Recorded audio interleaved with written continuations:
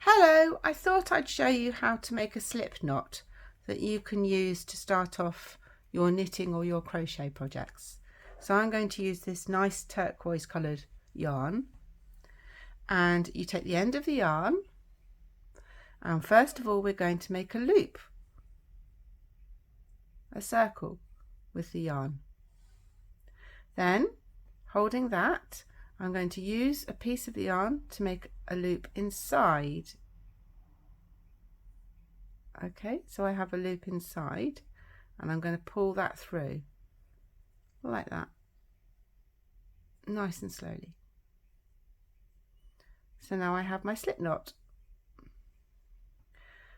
And then I'm going to take my knitting needle or my crochet hook. I'm going to put it in the hoop, or the loop rather. I'm going to very slowly pull it tight with the ends. There we are. But don't make it too tight. It needs to be loose enough to move nice and easily along the knitting needle or the crochet hook. Okay, and you can use on that to cast on your first stitch. I'm going to take that off. The reason it's called a slip knot is because, so there's your knot, if you pull either end it slips nicely away. Okay, so I'm going to do it again slowly. First we're going to make the loop like that. I'm going to hold it and then I'm going to put another little loop inside like that, and I'm going to take that loop and I'm going to pull it tight.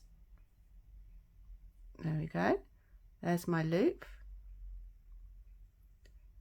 Okay, now I'm going to take the ends and I'm going to pull them tight like that. So before I lose the loop, I'm going to put my crochet hook in it. It's twisted, this one. There we go, just untwist it. Put my crochet hook or knitting needle, and then I'm going to put it tight so it's nice and loose. And that's how we're going to cast our first stitch on.